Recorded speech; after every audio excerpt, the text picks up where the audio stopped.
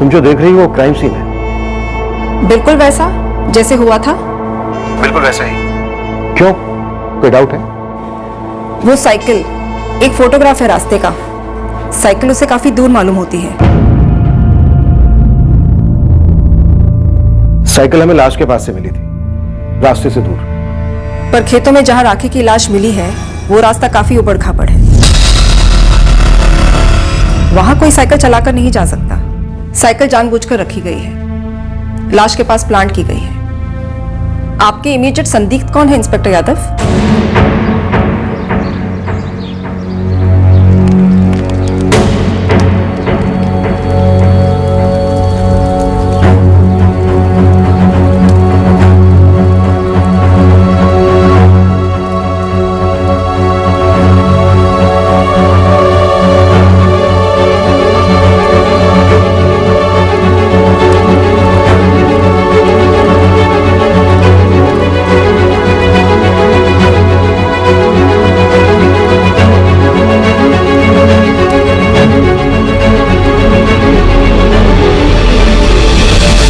संदिग्ध तो कहीं है अमृता, पर अभी तक हाथ में कोई ठोस सबूत नहीं है। मुझे लगता है कि कुछ छूट रहा है हमसे। डेफिनेटली जो भी होगा इस लड़की राखी से ही जुड़ा होगा। लेकिन ये राखी की साइकिल इंस्पेक्टर, ये साइकिल, इस साइकिल की क्या कहानी है?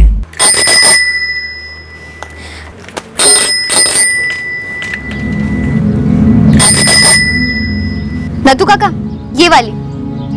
हाँ राखी बेटा, ये वाली सही रहेगी, इसके दाम भी कम है।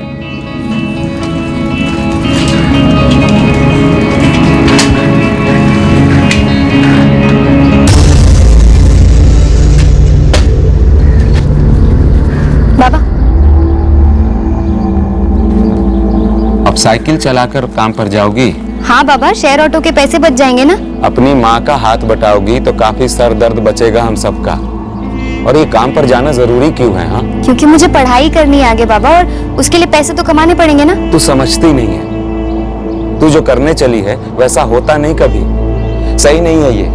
पर बाबा, जो मैं कर रही हूँ और जो करना चाहती हूँ, जब मुझे उसमें कुछ गलत नहीं लगता तो मैं उसे क्यों छोड़ूं?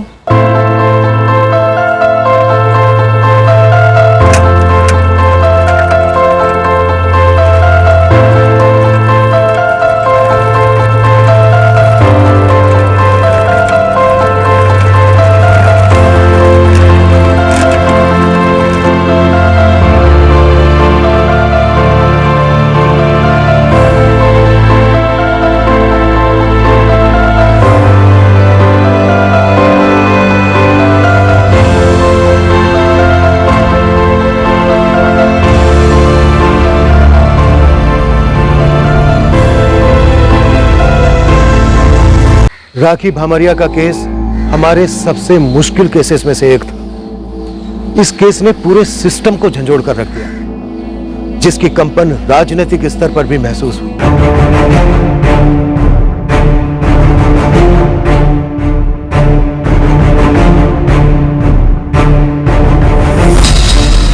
तहकीकात में ढील बरती जा रही है क्योंकि पीड़ित लड़की दूसरी जाति से थी। जाहिर है कि पुलिस बड़ी जाति के गुनहगारों को छूने से भी कतराती है। मेरा सुझाव है कि यह केस सीबीआई को सौंप दिया जाए, एक एसआईटी गठित की जाए। स्थानीय पुलिस भामरिया परिवार को न्याय नहीं दिला पाएगी। चंद्रोनी गांव की रहने वाली 19 वर्षीय राखी भामरिया हर रोज भोलागंज कस्बे में काम पर जाती और शाम को लौटती। 11 सितंबर 2017 को राखी अपने घर नहीं लौटी थी।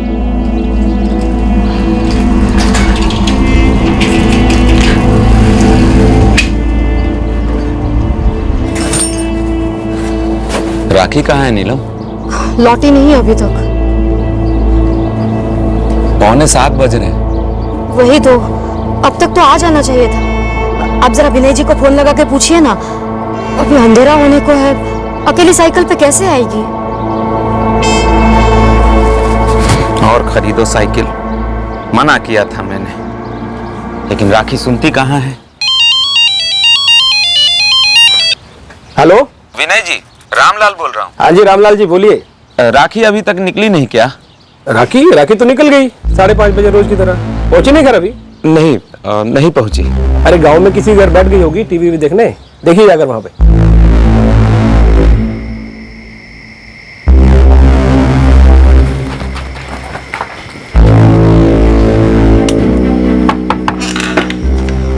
रामलाल जी, शिफा जी, वो राखी आई थी क्या आपके यहाँ टीवी देखने के लिए? बिजली तो अभी 10 मिनट पहले आई है, अभी तक तो टीवी शुरू भी नहीं किया। क्या हुआ, राखी घर पर नहीं पहुंची क्या?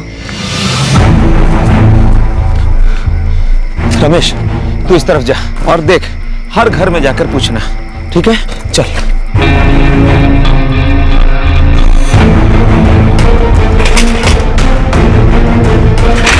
जहां तक हो सके देख का था।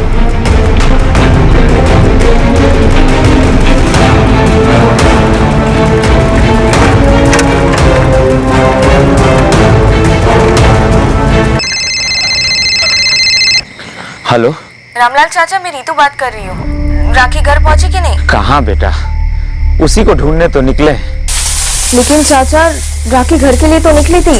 अच्छा, तो तुम लोग साथ में निकली थी? हाँ चाचा, रोज की तरह 5:30 बजे।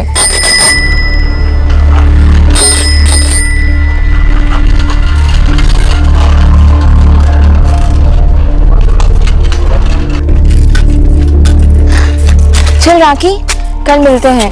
बाय। मैं अपने गांव की तरफ मुड़ गई थी और राखी अपने चंद्रोली की तरफ। लेकिन नीतू बेटी, राखी तो घर पहुंची ही नहीं, कहीं और जाने की बात कर रही थी क्या? नहीं तो। अच्छा, तो तुमको कैसे पता चला कि राखी घर नहीं पहुंची है? वो विनय मामा ने मुझे फोन किया था, बोले कि राखी अभी तक घर नहीं पहुंची।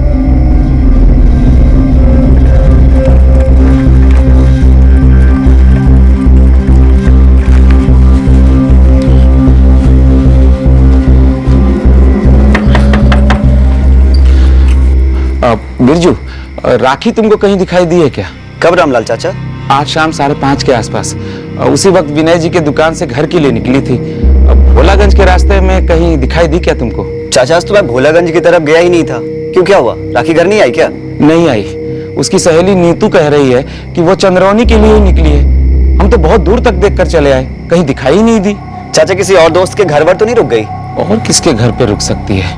राखी को मोबाइल वाइल नहीं दिया है क्या? नहीं, गांव के हर एक घर में जाकर पूछा, चंद्रौनी स्टेशन पर भी ढूंढा, कहीं नहीं मिली। पर बाबा, दीदी स्टेशन क्यों जाएगी? कहाँ जाने वाली है तुझको बताई थी क्या? नहीं बाबा। बोला था मैंने, इतनी दूर जाकर काम वाम करने जाने की जरूरत नहीं है, पर सुनती नहीं है। बोला था साइकिल वाइकिल मत खरीदो, फिर भी ली। जो मन में आया करती है।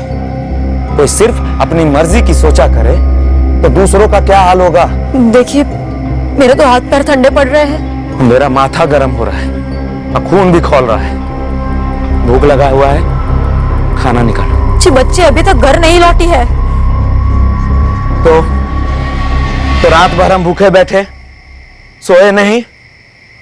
कल सारा काम वाम छोड़ छाड़ के उसको फिर से ढूंढने निकलेंगे, ठीक है? रोटी बनाएगी कि नहीं?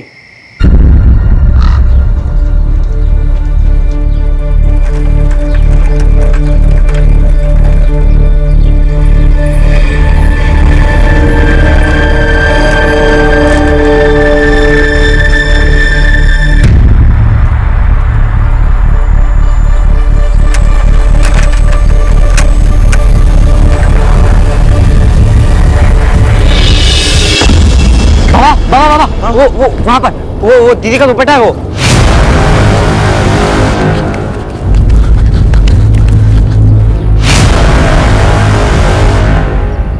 बाबा, ये तो दीदी का ही है।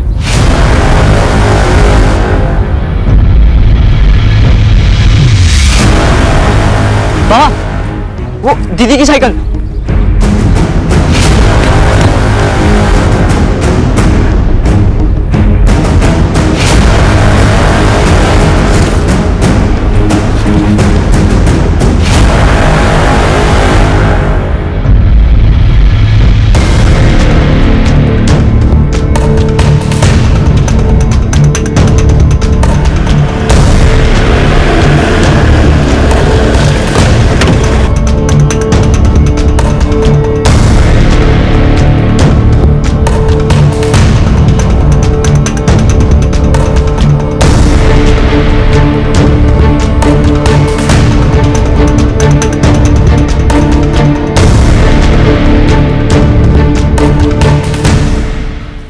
अपनी चंद्रौनी की लड़की है साहब, राखी भामरिया, और वो बैठा है इसका बाप रामलाल, और उसके बराबर में बैठा है इसका भाई रमेश।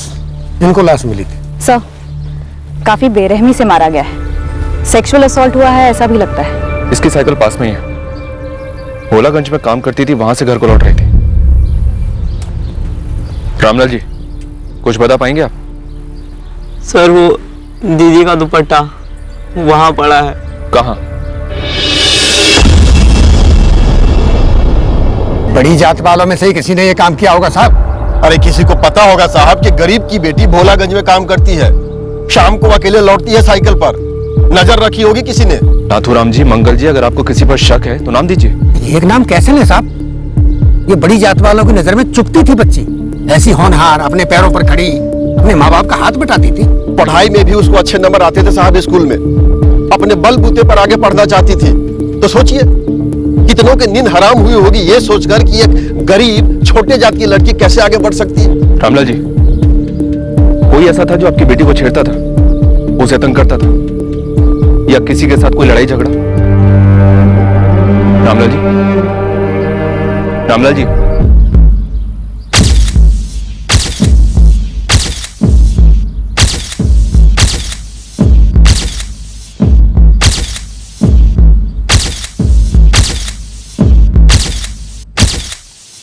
गैंगरेप हुआ है इंस्पेक्टर, काफी ब्रूटल, कम से कम 2 लोग होंगे। फिर गला घोटा गया? हाँ, पर लड़की खूब लड़ी होगी, काफी फाइट बैक की होगी। हाथ के नाखून टूटे हैं, पर लड़की आसानी से नहीं टूटी होगी। पूरी बॉडी पर निशान है, पीट पीट कर रेप हुआ है इंस्पेक्टर। हो सकता है 2 से ज्यादा लोग हों। ऐसा कह सकते हैं कि लड़की ने आखिरी सांस तक काफी हाथ पैर चलाया होगा। 4:30 बजे तक खेतों से सारे मजदूर चले जाते हैं, काफी सुनसान हो जाता है वो इलाका जहां पर यह हुआ।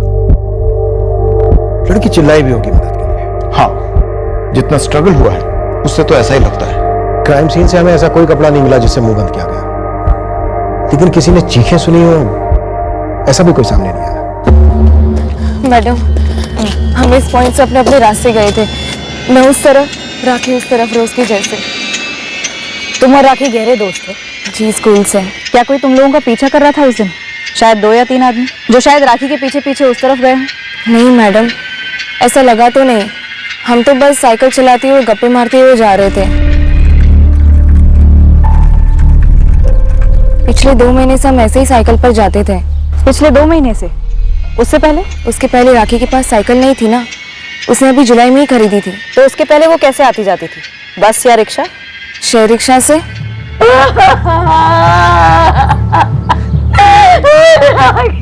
तू फिक्र मत कर रामलाल, ये बड़ी जात वाले हमारे बच्चों को ऐसे कुचल नहीं सकते। देखना, छोड़ेंगे नहीं।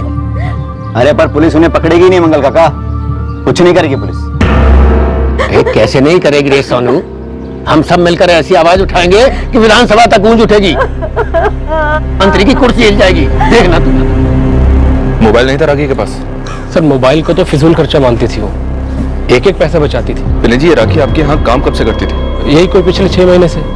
उससे पहले मेरे भाई रतन की दुकान पर काम करती थी, वो सामने। दरअसल हमारी भांजी नीतू की एक खास सहेली थी राखी, उसे काम की बहुत जरूरत थी तो मैंने काम पे रख लिया। फिर मेरा कुछ मंदा चल रहा था तो उसे ना कहना पड़ा। लड़की बहुत होनहार थी, नीतू ने कहा इसे कुछ और काम दिला दो, तो मैंने विनय से कहा कि देख ले अगर तुझे जरूरत हो तो। क्या कोई ऐसा था जो राखी का पीछा करता था, उसे छेड़ता था या उस पर नजर रखता था? हमारे इलाके में हमारी दुकान पर काम करने वाली लड़की को अगर कोई छेड़ता तो हम उसको छोड़ते? सर आप गांव में पता कीजिए, ये जो भी कमीना है चंद्रोनी से ही होगा। सर आप बिरजू रिक्शे वाले से पूछिए, 2 महीने पहले तक उसी के शेयर रिक्शा में आती जाती थी वो।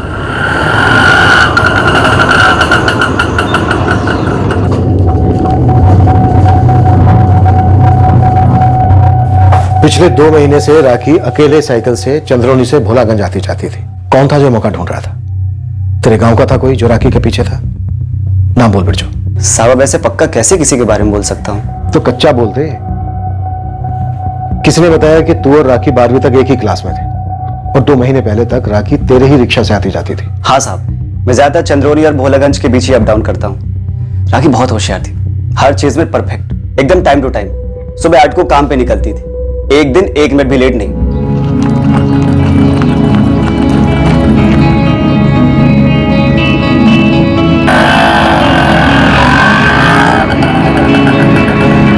शाम को ठीक 5:30 को वो भोलागंज रिक्शा स्टैंड पे आ जाती थी, जहां मैं अपना रिक्शा लगाता हूँ साहब।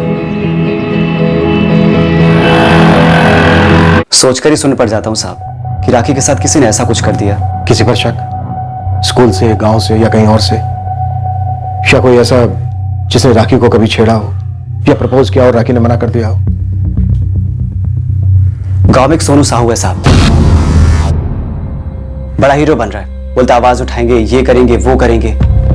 साहब इस आवाज में एक चीज दब रही है। तो अब तू क्यों उस चीज को दबा रहा है? बोल सीधे। सोनू राखी को चिढ़ाता था, जब देखो आए लड़का ऐसे करके बुलाता था उसे। और क्या कहता था? कभी कुछ किया उसने? राखी के साथ तो पता नहीं, लेकिन एक बारी सोनू की वजह से मेरी रिक्शा में बवाल हो गया था। क्या हुआ? रिक्शा रोक! रिक्शा रोक! निकल साले तू। समझता क्या तू अपने आप? समझता क्या? क्या कर रही है कमला तू? क्या हुआ कमला? क्या हाथ घुमाते घुमाते कहीं पे भी हाथ लगाएगा तू? हाँ, क्या पकड़ी हो तू? सोनू चल माफी मांग। अबे माफी तो तू मांग। 3 के बजाय 4 को बिठाता, कभी 5 को। साला हाथ रखने का जगह नहीं रहता है। तो मेरे सीने पे हाथ रखेगा बेशरम साले। हो गया कमला बस। सोनू ने कभी राखी को छेड़ा था? कभी कोई झगड़ा वगड़ा हुआ था दोनों के बीच? झगड़ा तो हुआ था साहब। रामलाल चाचा ने तो राखी की ही खिलास ले ली थी।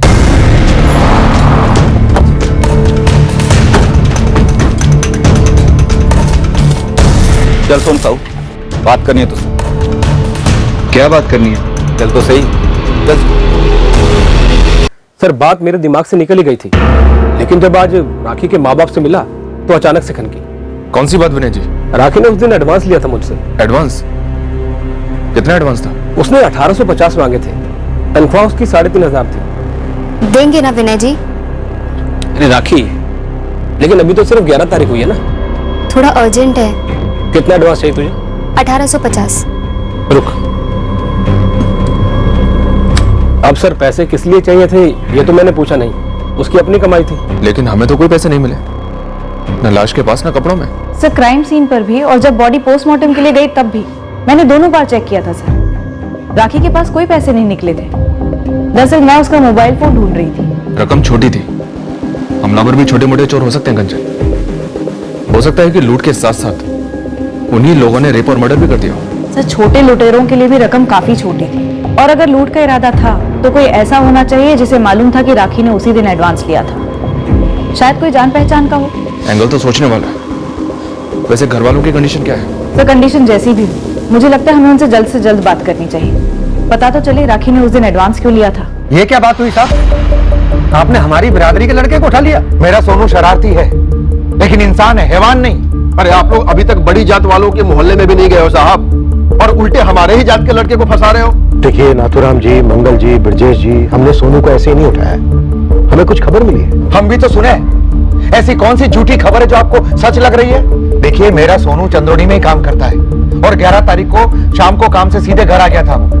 तो भोलागंज क्यों जाएगा वो? पहले भी तो गया है ना भोलागंज, लेकिन 11 तारीख को नहीं गया था। इसकी हम तहकीकात करेंगे ब्रजेश। क्या खाक तहकीकात करेंगे आप तो हमारे लड़के को मार मार के कुछ भी अनाप शनाप कबूल करवा लेंगे। देखिए हम क्या करेंगे, क्या करते हैं, क्या कर सकते हैं, इन सब बातों को एक तरफ रख दें। हमें हमारा काम करने दीजिए, और इस वक्त हमारा काम है राखी भामरिया के अपराधियों को पकड़ना।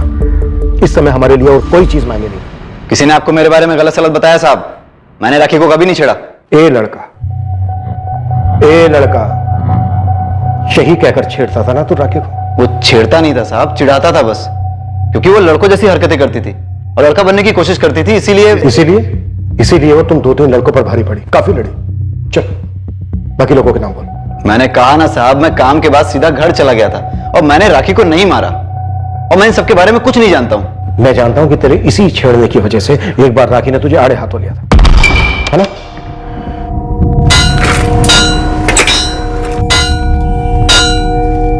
ए सोनू, क्या बोला रे तू? मैंने क्या बोला? अभी जब मैं यहाँ से गुजरी तो तू क्या बोला? मैं यहाँ पे काम कर रहा हूँ, समझी? और मैंने क्या बोला तुझे? फट्टू साला, अब बोल क्या बोला? लड़का बोला। ए लड़का, ओए लड़का, खुश लड़कों जैसी हरकतें तो लड़का ही बोलेगा ना। अरे बोल, अब बोल ना। राखी हाथ छोड़। अब क्यों नहीं बोल रहा है? बोल। बोलो हाथ छोड़ मेरा। राखी बेटा छोड़।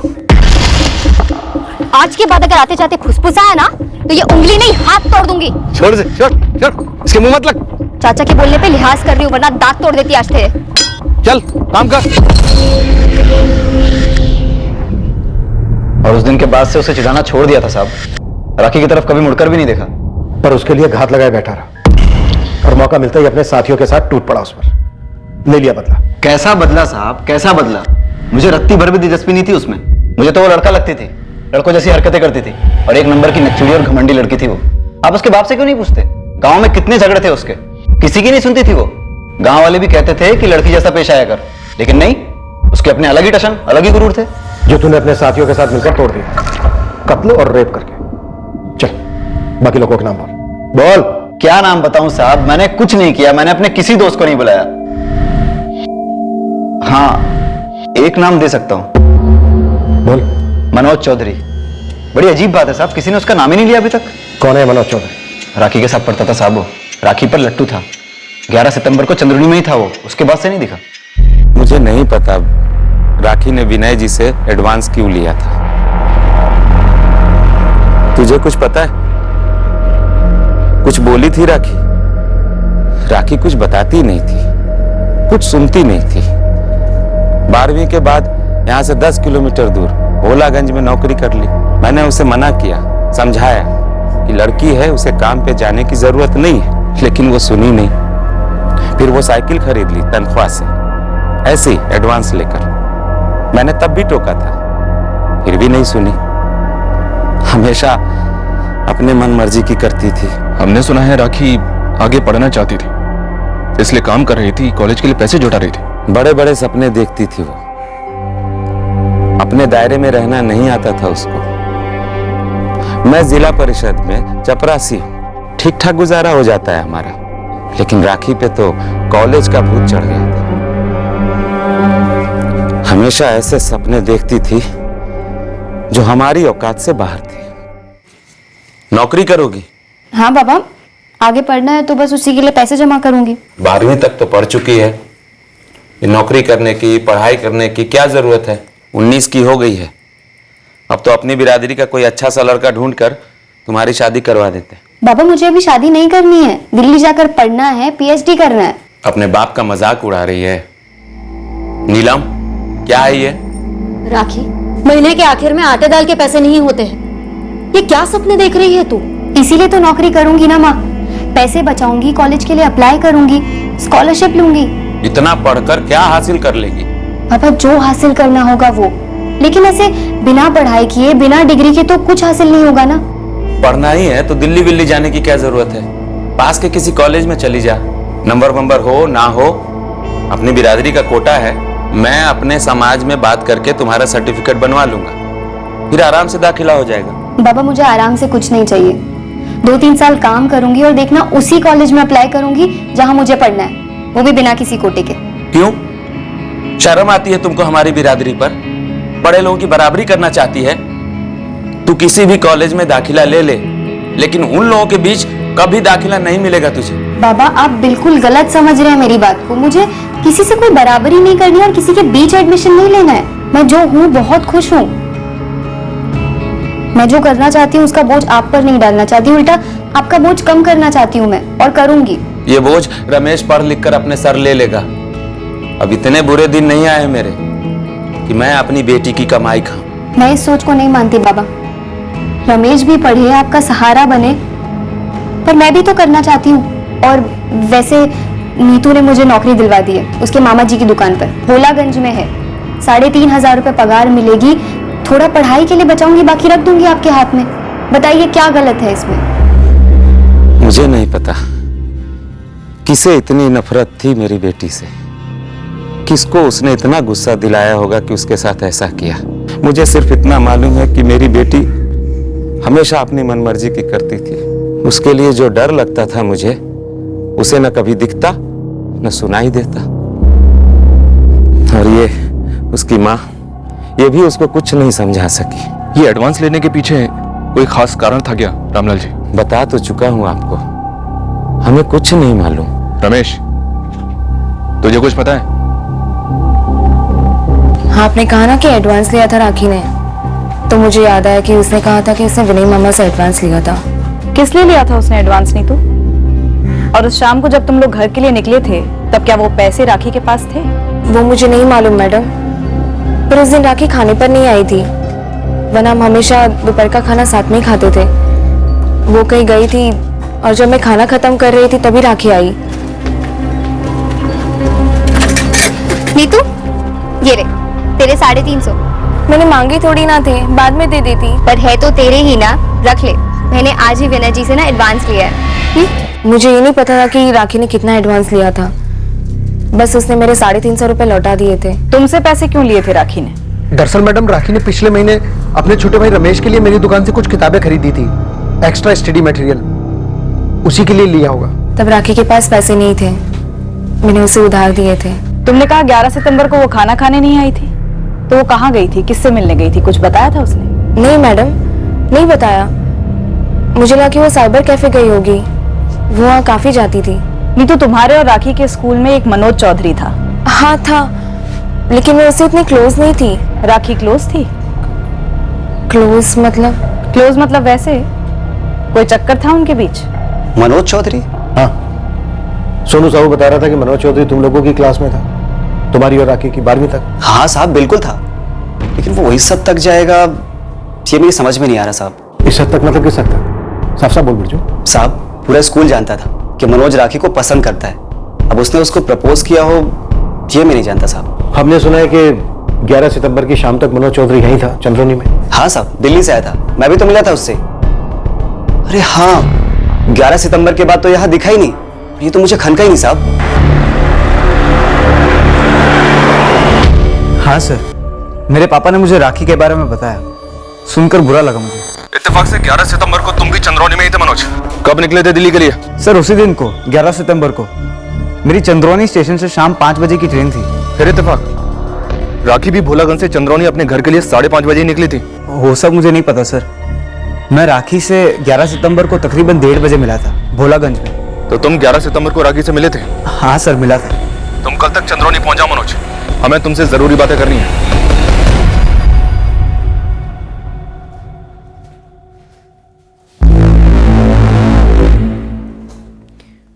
सर, राखी जिस साइबर कैफे में अक्सर जाया करती थी वो विनय की दुकान के पास ही है। 11 सितंबर को भी वो वहां गई थी, रजिस्टर में एंट्री है उसकी। राखी के पास फोन नहीं था, शायद इंटरनेट पर वो किसी के टच में हो। तो मैंने साइबर कैफे के मालिक को कहा है राखी कौन सी साइट्स विजिट करती थी, उसकी पूरी ऑनलाइन हिस्ट्री निकाले। ये मनोज चौधरी कल तक दिल्ली से आ जाना चाहिए सर। कोई स्कूल वाला माजरा तो नहीं? कोई रिजेक्टेड प्रेमी जिसने किसी के साथ मिलकर हमला किया हो बदला लेने? सर, राखी की अब तक जो तस्वीर उभरी है वो एक मजबूत और निडर लड़की की है। बिल्कुल सही तस्वीर उभरी। पोस्टमार्टम रिपोर्ट के हिसाब से राखी ने हमलावरों के साथ काफी फाइट बैक किया था। सर, घर वाले गांव वाले राखी को एक ही नसीहत देते थे कि ऐसे पेश आओ जैसी की लड़कियों से उम्मीद की जाती है, डरी सहमी सी रहो, जिद्दी मुंहपट नहीं।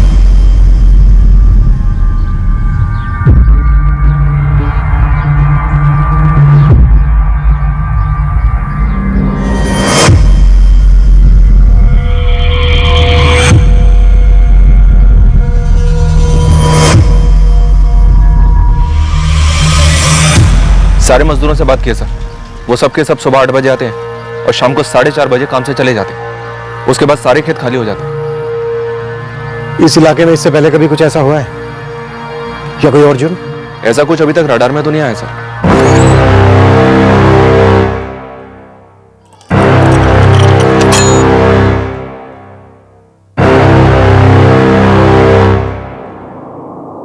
हिस्ट्री शीटर्स पर कोई लीड? अभी तक तो कोई नहीं सर, वैसे खबरी काम पर लगे हुए हैं, पर अभी तक ऐसा कोई भी केस सामने नहीं आया सर जिसमें एक लूट का मामला गैंगरेप या मर्डर में तब्दील हो गया हो। सर, राखी ने नीतू को 350 रुपए दिए थे उस दिन, यानी उसके पास बचे 1500 रुपए। मैंने पहले भी कहा है सर, ये रकम काफी छोटी है लूटपाट के लिए। पर अभी तक ये पता नहीं चला है कि राखी ने विनय अग्रवाल से ये एडवांस क्यों लिया था। सर, ये मनोज चौधरी, इसने कबूल किया है कि 11 सितंबर की दोपहर 1:30 बजे राखी से मिला था। शायद वो कुछ जानता हूँ। गैंगरेप कम से कम 2 आदमी थे या शायद 3। राखी यहां से अपनी साइकिल पर आ रही है और हमलावर शायद यहीं कहीं छिपकर बैठे, और फिर शायद यहीं कहीं से वो राखी को खेत के अंदर घसीट कर ले गए होंगे सर। और उसकी साइकिल को भी सर। खेत का रास्ता काफी उबड़ खाबड़ है, चांस कम है कि राखी खुद साइकिल पर खेत के अंदर गई होगी। इतना तो मैं श्योर हूं कि साइकिल को लूटने के इरादे से हमला नहीं हुआ होगा। मामला साइकिल से नहीं, राखी से ही जुड़ा हुआ होगा। आप लोगों ने जो राखी भामरिया के बारे में पता लगाया है, उससे तो यही लगता है कि राखी भामरिया वॉज अ फाइटर, एक मजबूत फाइटर। इसमें कोई दो राय नहीं है कि राखी ने ये साइकिल रिक्शा का खर्चा बचाने के लिए खरीदी थी। अपनी इस इंडिपेंडेंट सोच के लिए उसने अपने पिता से कई बार डांट भी खाई। राखी को काबू में करने के लिए एक से ज्यादा लोग लगे होंगे, उसे दबोच कर उसकी हिम्मत को तोड़ने। मुझे नहीं लगता कि ये एक अचानक से हुई लूट का केस है जो ऑन द स्पॉट गैंगरेप और मर्डर में बदल गया। मुझे लगता है कि ये अटैक राखी के तन के जरिए उसके मन को तोड़ने की कोशिश थी, उसको दबाने के लिए किया गया था।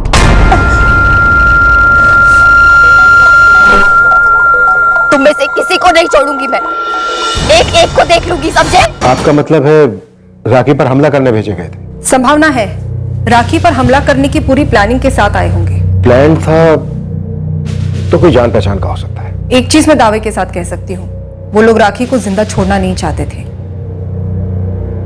तुम राखी को पसंद करते थे? जी सर, स्कूल टाइम से। तब भी राखी ऐसी थी, जिद्दी, मजबूत? हाँ सर, हमेशा से ऐसी ही थी, गलत कभी बर्दाश्त नहीं करती। क्या राखी भी तुम्हें पसंद करती थी? राखी ने कभी बोला नहीं, मैंने कभी पूछा नहीं, ना अपनी फीलिंग्स उसे बताई। क्यों?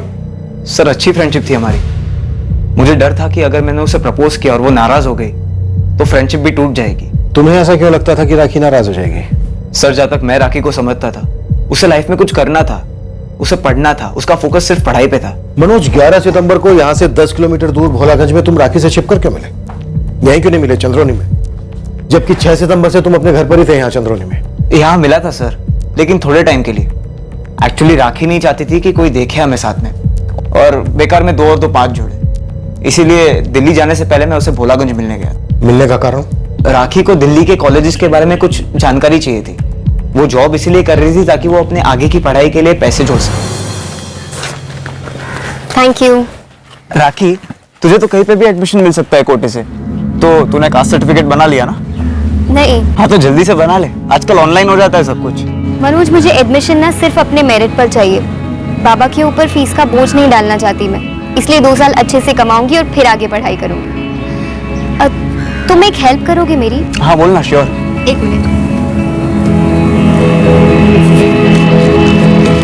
ये विश लिस्ट है कॉलेजेस की जहाँ मैं पढ़ना चाहती हूँ। इनके फर्स्ट सेमेस्टर की और हॉस्टल की फीस पता करनी है मुझे। तुम पता करके ईमेल कर दोगे? मैंने वेबसाइट चेक की है पर वहाँ पर फी ब्रेकर मेंशन नहीं है। सुन, अगर तुझे कोई और हेल्प चाहिए, मतलब लोन समझ कर। नहीं, ऐसी कोई बात नहीं है, मुझे बस ये एक ही हेल्प चाहिए, बाकी सब मैनेज कर लूंगी मैं। राखी बहुत पसंद थी सर मुझे। उस दिन मुझे भी ऐसा लगा था कि शायद वो भी मुझे कुछ ऐसा कहेगी, लेकिन उसने ऐसा कुछ नहीं कहा, एक जरा सा हिंट तक नहीं दिया मुझे। वो तो बस college fees, research facilities, professors, इसी के बारे में बातें कर रही थी, क्योंकि मैं दिल्ली में पढ़ता हूँ। मनोज, कोई आइडिया राखी ने उस दिन अपने मालिक से एडवांस क्यों लिया था? एडवांस? नहीं सर, मुझे कैसे पता होगा? हमारे बीच तो सिर्फ एकेडमिक्स के बारे में बातें हुई थी, एक वर्ड यहाँ वहाँ का डिस्कस नहीं किया हमने। कोई और था तुम्हारे अलावा जो राखी को पसंद करता था? मैं ऐसे किसी को नहीं जानता सर जो राखी को लाइक करता था और उसके ना कहने पर उसके साथ ऐसा कुछ करे। ऐसे किसी को जानते हो जिसे राखी ने ना कहा हो? नहीं सर, उस जगह पे इस तरह का कभी कोई हमला नहीं हुआ और ना ही कोई लूट जिसे इस केस से जोड़ सके। गाँव क्या कहता है? कुछ नहीं, ठंडा सर। पर हमें कुछ तो चाहिए गुरु। सर मुझे लगता है ये जो लूट वाला एंगल है उसे आप किनारे कर दो। ये कोई करवाया गया मर्डर लगता है। गैंगरेप मत भूल। सर ये कोई पहली बार तो होगा नहीं कि लड़की की सुपारी उठाने वालों ने कॉन्ट्रैक्ट से बाहर जाकर अपनी हवस को पूरा किया। अबे गुरु, अगर ये किराए के बंदे थे तो ये नामुमकिन है कि तुझे इसकी बू ना लगी हो। कोई तो था जो राखी को जान से मारना चाहता था, उससे बदला लेना चाहता था। ये सोनू साहू जो राखी को अक्सर छेड़ता था, उसे काफी तोड़ा है हमने। इस मनोज को भी टटोला। अब ये तो कंफर्म हुआ है कि मनोज चंद्रौनी से शाम को 5 बजे की ट्रेन में बैठा था, लेकिन कहीं कोई एंगल बन नहीं रहा है। इस पर हमें जल्द ही कोई ना कोई लीड चाहिए ही चाहिए। मामला काफी गर्मा रहा है जात पात को लेकर। सर मैं और कह रह जाता हूँ, कुछ ना कुछ निकाल कर आऊंगा जरूर। तब तक आप इस राखी की सहेली नीतू से दोबारा बातचीत कीजिए। क्यों, कुछ सुना तूने? ना नहीं, पर सर जवान लड़कियां, सहेलियां, काफी कुछ बातें होती होंगी। हो सकता है नीतू कुछ छुपा रही हो। कैसे गुरु? सर, साइबर कैफे में राखी की सर्फिंग हिस्ट्री चेक की। सिर्फ और सिर्फ कॉलेज की वेबसाइट्स विजिट हुई हैं या फिर एडमिशन फॉर्म्स डाउनलोड हुए हैं। कभी किसी से कोई चैट वैट नहीं हुई। सर उस दिन राखी का एडवांस पैसे निकालना, ये मुझे कुछ खटक रहा है। आखिर क्यों एडवांस निकाला होगा राखी ने? लूट के सारे हिस्ट्री शीटर्स को एक बार फिर से बारीकी से टटोल। हो सकता है ये सारा मामला वाकई में 1500 रुपए की लूट का हो और हम ऐसे ही बिना बात के गोल गोल चक्कर काट रहे हैं।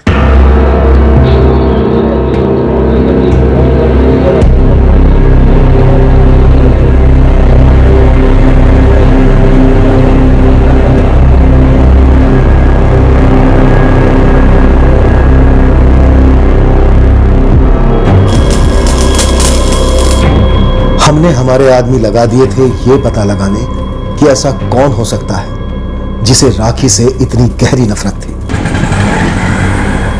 हमने बिरजू को आंखें और कान खुले रखने के लिए कहा था ये पता लगाने कि कौन इस हादसे के बारे में या राखी भामरिया के बारे में कोई भी बात कर रहा है।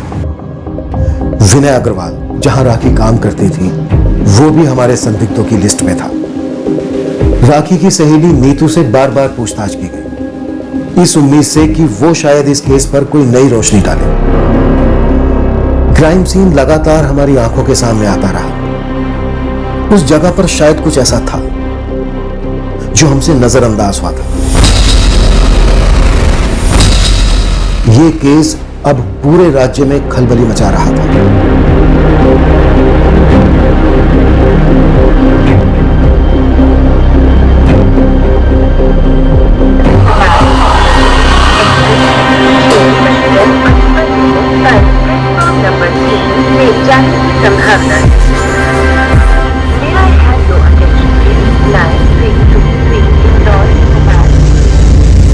नीलम जी, राखी अपनी पढ़ाई के पैसे अलग करके बाकी के पैसे आपके हाथ पर रख देती थी।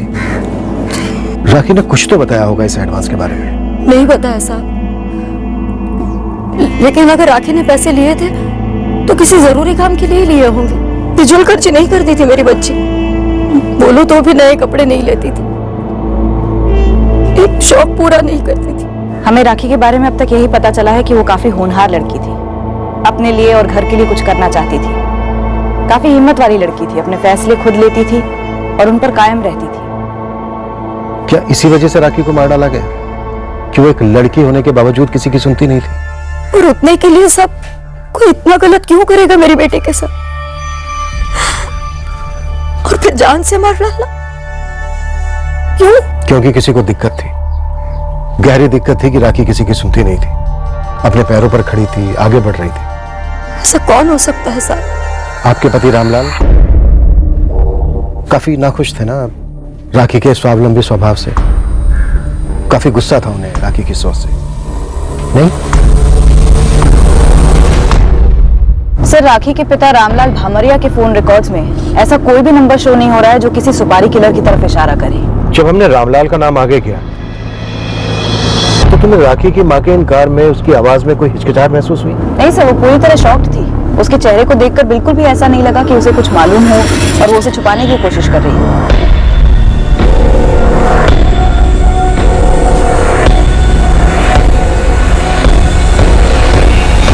और सर, सस्ते से सस्ता सुपारी किलर भी कम से कम 5,000 तो लेगा, जो कि रामलाल के लिए काफी ज्यादा रकम है, और ऊपर से राखी उसकी अपनी बेटी।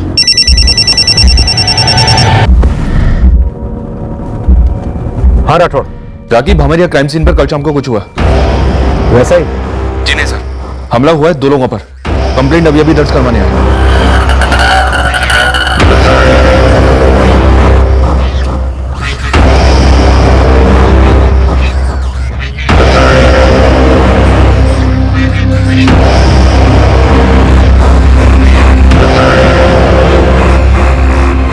ये सागर पाल है और इसका छोटा भाई राकेश पाल, दोनों पर हमला हुआ कल शाम। सागर, राकेश, किसने हमला किया तुम दोनों पर? चंद्रौनी के 3 बदमाश थे, बहादुर सिंह, त्रिभुवन सिंह और ललन परदेसी। साहब, हम तो अपना भोलागंज से लौट रहे थे, हमें मारा और लूट भी लिया साहब। ये जहां भी है, जो भी है, तीनों को उठा लो तुरंत। जहां राखी पर हमला हुआ था लगभग उसी जगह पर 3 लोगों ने एक लूट में भाग लिया था। ऐसा लग रहा था कि शायद राखी भामरिया के केस में हमें एक ब्रेक थ्रू मिलने जा रहा है। पुलिस ने बहादुर सिंह, त्रिभुवन सिंह और लल्लन परदेसी तीनों को अंदर कर लिया है, और वो 2 भाई सागर और राकेश, उन्हें जब मैं थाने छोड़ने जा रहा था तो बता रहे थे कि इन तीनों ने खूब कूटा है उन्हें। तीनों बड़ी जाति के, और पुलिस यह हमारी बस्ती में ढूंढ रही थी। भला अपनी बिरादरी की लड़की के साथ कोई ऐसा करेगा? देखना आप लोग, पता चलेगा कि इन तीनों ने ही कांड कर दिया था राखी के साथ।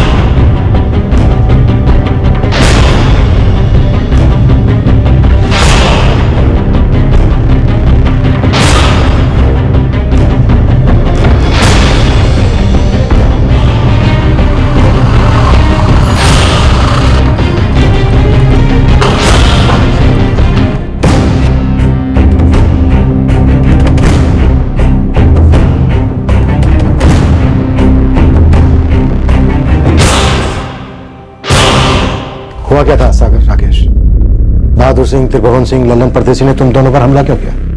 कोई दुश्मनी थी तुम्हारी उनके साथ? कोई दुश्मनी नहीं थी। वो तीनों भोलागंज से हमारा पीछा कर रहे थे। जब हम चंद्रौनी के रास्ते पर पहुंचे तो ज्यादा लोग नहीं थे वहां। अचानक से उन्होंने ओवरटेक किया और हमें मारना शुरू कर दिया।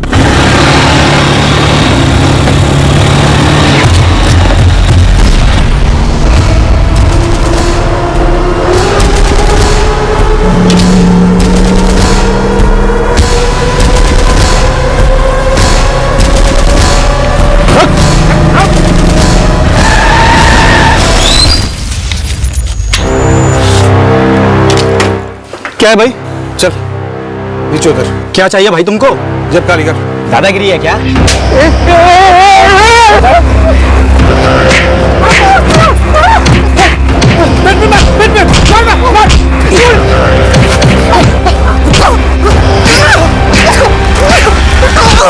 साहब पूरे 3 दिन का गल्ला था, सब लूट के ले गए।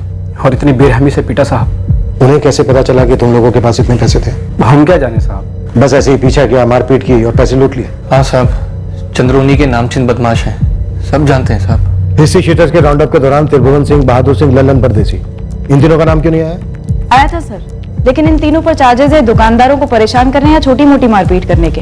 मोलेस्टेशन, सेक्सुअल क्राइम की कोई हिस्ट्री नहीं है, इसलिए राखी के केस के साथ कोई जोड़ नहीं मिल रहा था। अब शायद मिल जाए।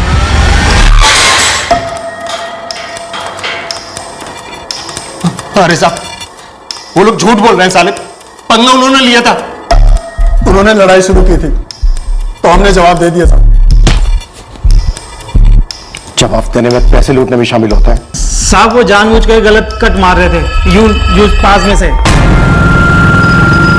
भगा त्रिभुवन, भगा, और तेज चला। साहब हम बाइक से गिर सकते थे, बहुत चोट लग सकती थी हमें। इसी गुस्से में साहब थोड़ा ज्यादा हाथ पैर चल गए। जब गुस्से में हमारे हाथ पैर चलते हैं ना, तो सामने वाले का क्या हाथ होता है उसकी झलक दिखाऊं? हम उनसे माफी मांग लेंगे और उनके पैसे वापस लौटा देंगे। राखी भामरिया को कैसे लौटाओगे? उसे किस बात का जवाब दिया तुम तीनों ने? अरे साहब, इन 2 बंदों को लूटा पीटा, उसके लिए हाथ जोड़कर माफी मांगते हैं, लेकिन उस रेप और मर्डर कांड में कहां हमारा नाम जोड़ रहे हैं आप? गुंडे साहब, वैसे नहीं, उस शाम को तो हम चंद्रौनी में थे ही नहीं साहब। सागर और राकेश पाल जिंदा बच गए। हिम्मत करके उन्होंने शिकायत लिखवाई, पर राखी ने दहाड़ लगाई होगी, बोली होगी कि तुम तीनों को वो छोड़ेगी नहीं, इसलिए उसको वहीं खत्म कर दिया। तुम में से किसी को नहीं छोड़ूंगी मैं, एक एक को देख लूंगी, समझे? नहीं साहब, हम वहां पर थे ही नहीं और ऐसा कुछ भी नहीं हुआ था। फिर क्या हुआ था? साहब हमने उस लड़की के साथ ऐसा कुछ किया ही नहीं, कसम से साहब। हाँ साहब, उस दिन तो हम लोग वहां थे ही नहीं। राखी की लाश ने सीमेंट सैंपल्स में 3 आदमियों के संभाल के रखा हमने। तुम तीनों के साथ मैचिंग की जाएगी, उसके बाद सारा सच अपने आप बाहर। नहीं साहब, ऐसा कुछ भी नहीं हुआ था साहब। आप जबरदस्ती हमें उस कांड में घसीट रहे हैं साहब। साहब हमने पहले ऐसा कोई कांड किया ही नहीं है। अकेली लड़की देखी और झपट पड़े उस पर, उसके बाद जो 1500 रुपए थे वो भी लूट लिए। हमने कुछ नहीं लूटा साहब, हमने कुछ नहीं किया साहब। मौका है तुम तीनों के पास, जो भी सच है बोल दो, नहीं तो हमारा डंडा सच बुलवाएगा, और अगर डंडा सच नहीं बुलवा पाया तो बाकायदा सबूत बोले। उन तीनों को हमारे हवाले कर दो मैडम, हम छोड़ेंगे नहीं उन्हें। हम पहले से कहते आ रहे हैं कि उस तरफ के लोगों का काम है। हाँ मैडम जी, ये तीनों ना बड़े बदमाश है। पांडे साहब को भी मैंने बोला था कि ऐसा कर सकते हैं। अरे 2 भाई तो मेरी भी पूरे दिन की कमाई लूटी है इन्होंने। अगर ये लोग राखी के गुनहगार हैं तो हम इन्हें सख्त से सख्त सजा दिलवाएंगे। अगर ये लोग गुनहगार हैं तो ये साबित करने के लिए हमें ठोस सबूत चाहिए होंगे। और क्या सबूत चाहिए मैडम जी आपको? सागर पाल और राकेश पाल मर्द हैं, इसीलिए उन्हें लूटा और पीट कर छोड़ दिया। राखी लड़की थी तो उसके पैसे लूटे और उसके बाद उसकी इज्जत लूटी, जान से मार दिया। फांसी पर चढ़ा दो उनको। तुम तो बीच में बोलो मत सोनू, खुद औरतों को छेड़ने की भद्दी हरकत करते हो। ये कतई मत समझना कि तुम हमारे शक के घेरे से बाहर हो। हद करती है मैडम आप। पुलिस उनका पूरा का पूरा साथ दे रही है हम लोगों को दबाने के लिए। हमारे गांव की बच्ची के साथ इतना बुरा हुआ और उसका गुनाह हम लोगों पर थोपने चलिए आप। आप तो तीनों को हमारे हवाले कर दो मैडम। गांव की चौपाल पर खड़ा करके तीनों से कबूल करवाएंगे कि ये काम उन्होंने किया है।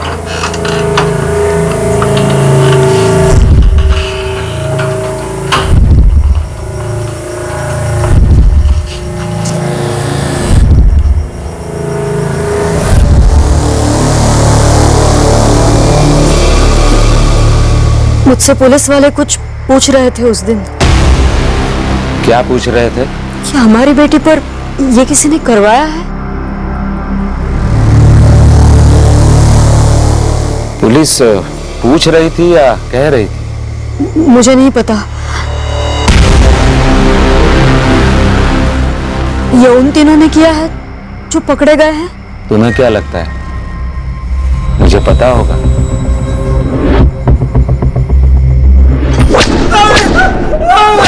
हमें लगभग यकीन था कि यही 3 राखी भामरिया के गुनहगार थे, पर इससे पहले कि हम पूरी हकीकत तक पहुंचते, मीडिया ने यह ऐलान कर दिया कि यही 3 राखी भामरिया रेप और मर्डर केस के दोषी हैं, जिसके चलते हमारी तहकीकात अब दुविधा में आ गई थी।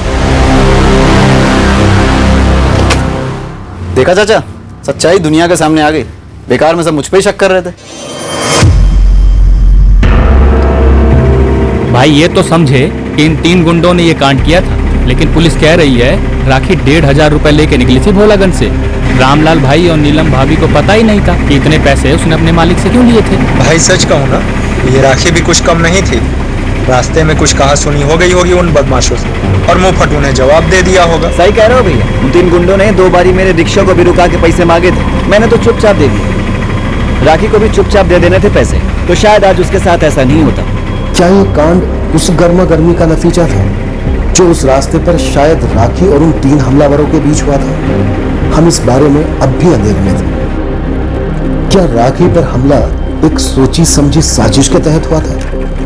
ये तभी पता चलता जब वो तीनों अपना मुंह खोलते।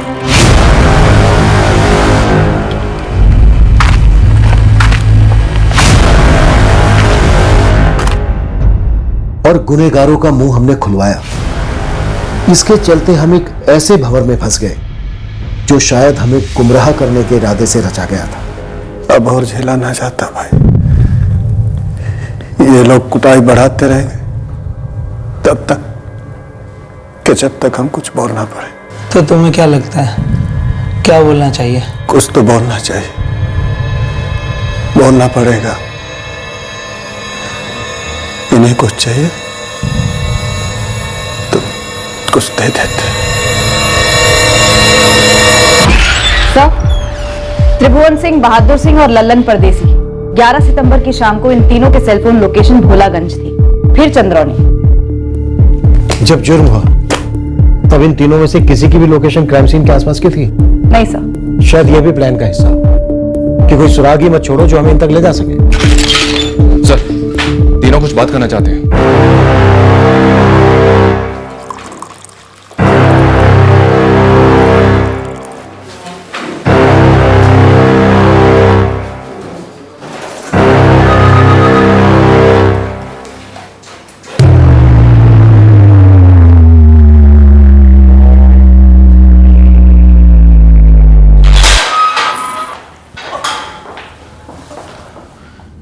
साहब, वो मर्डर के बारे में बताना है। गैंग रेप और मर्डर? सिर्फ मर्डर। मतलब तुम तीनों ने सिर्फ मर्डर किया राखी का, बाकी रेप कोई और 3 बंदों ने किया? नहीं नहीं नहीं साहब, हम राखी वाले केस की बात नहीं कर रहे। तो फिर किसके मर्डर की बात कर रहे हो? वो गुफरान मिर्जा का साहब। गुफरान मिर्जा कौन है? यही चंद्रौनी का रहने वाला था, किसान था।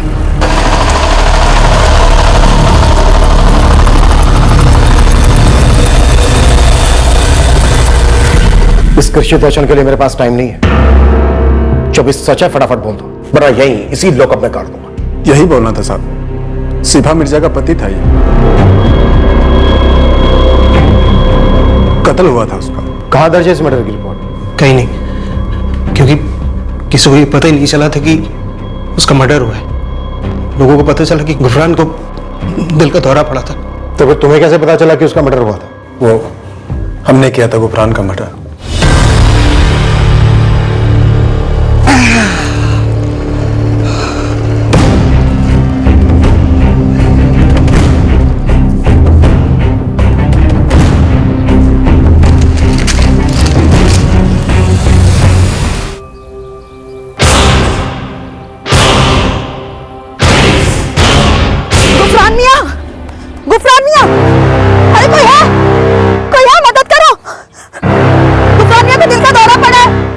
शुभा मिर्जा ने हमें 50,000 रुपए दिए थे अपने पति को मारने के लिए। साहब सबने मान लिया गुफरान की मौत दिल का दौरा पड़ने से हुई है और उसे दफना दिया गया। और उसके साथ ही सारे मामले भी दफन हो गए, किसी को कोई शक भी नहीं हुआ। कब की बात है ये? 1 साल हो गया साहब। पूरे 1 साल के बाद तुम लोगों का जमीर जागा, वो भी तब जब राखी भामरिया रेप और मर्डर केस में तुम लोगों का पर्दाफाश होने को है।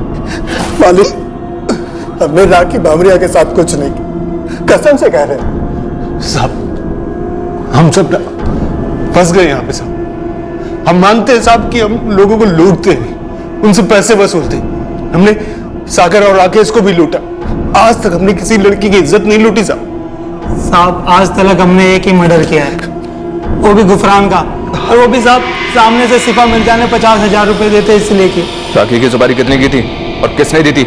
अरे साहब जब सुपारी ली ही नहीं तो कैसे बताएं?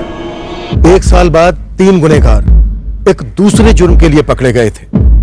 पूरी संभावना थी कि वो राखी के गुनहगार भी हो सकते थे, पर तीनों सामने से एक दूसरे जुर्म को कबूल रहे थे।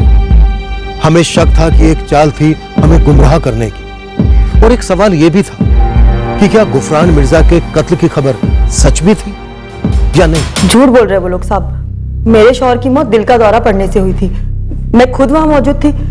सरासर झूठ बोल रहे वो लोग। वो लोग झूठ क्यों बोलेंगे शिफा?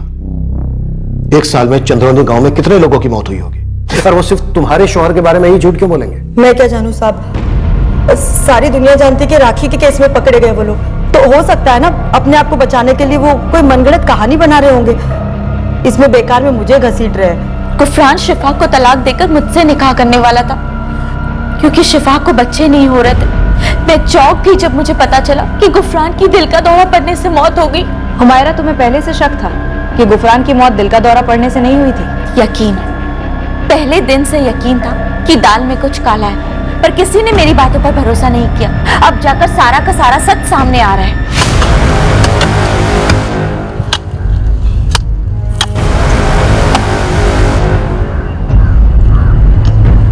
अननेचुरल डेथ थी, गले के बगल वाली हड्डी टूटी है, गला घोंटते वक्त ऐसा हुआ होगा। डॉक्टर, अगर मौत गला घोंटने की वजह से हुई है तो जब मर्डर हुआ तब गले पर उंगलियों के निशान भी रहे होंगे। बिल्कुल रहे होंगे। हैरत की बात है, जब मौत का पता चला, जब लाश को दफनाया गया, तब कहीं पर भी किसी ने भी नोटिस कैसे नहीं किया? शिफा, तुम्हारे शौहर की लाश को कब्र से बाहर निकालकर जांचा गया। यह साबित हो चुका है कि गुफरान की मौत एक मर्डर था। झूठ वो लोग नहीं बोल रहे, झूठ तुमने बोला। एक मर्डर को दिल का दौरा बताया। हुमायरा मिर्जा ने भी कबूल किया है कि तुमने गुफरान मिर्जा को क्यों मरवाया। देखो, सच कबूल करने के अलावा तुम्हारे पास कोई दूसरा रास्ता नहीं। सर, शिफा ने कबूल कर लिया कि उसने बहादुर सिंह, त्रिभुवन सिंह और लल्लन परदेसी को 50,000 रुपए दिए थे अपने पति गुफरान का कत्ल करने के लिए। अब केस बनेगा, FIR दर्ज होगी, चार्जशीट फाइल होगी, पर इन तीनों ने इस गड़े मुर्दे को क्यों उखाड़ा? राखी के केस को दफनाने, उससे बचने। सर, तीनों को काफी तोड़ा, लेकिन तीनों के तीनों उसी बात पर अड़े कि राखी के केस से उनका कुछ लेना देना नहीं है। सर, मुझे लगता है कि वो लोग जानते हैं कि गुफरान मर्डर केस में उन्हें जो सजा हो सकती है उससे कहीं ज्यादा कड़ी सजा उन्हें राखी रेप और मर्डर केस में होगी, क्योंकि ये केस आजकल इतनी चर्चा में जो है। शायद इसलिए गुफरान वाला केस हमें परोस दिया। सोचा होगा 1 साल पुराने केस में सबूत जुटाने में समय लगेगा, तब तक कोर्ट में बेल होती रहेगी और फिर पैतरा बदल कर निकल जाएंगे। काफी शातिर गेम खेल रहे हैं सर ये तीनों। जल्दी हमें इन तीनों को अदालत में पेश करना होगा, और चूंकि राखी के केस में हमारे पास कोई ठोस सबूत नहीं है इनके खिलाफ, पूरे चांसेस हैं कि गुफरान मिर्जा के केस में उन्हें जुडिशियल कस्टडी में भेज दिया जाए। फिर राखी के रेप और मर्डर केस में इन तीनों से पूछताछ करने के लिए इनकी दोबारा कस्टडी हम किस बेसिस पे मांगे? काफी शातिर चाल है। अगर देखा जाए तो गुफरान मिर्जा के केस में उसकी पत्नी शिफा ने उसके कत्ल की सुपारी इन तीनों को दी थी। हो सकता है सर राखी के केस में भी ऐसा ही कुछ हुआ हो। अगर वाकई में ऐसा है तो हमारे पास एक ही संदिग्ध है जिसके पास कारण था राखी को मारने का। शायद वो खुद नहीं कर पाए, इसलिए सुपारी उसने इन तीनों को दे दी।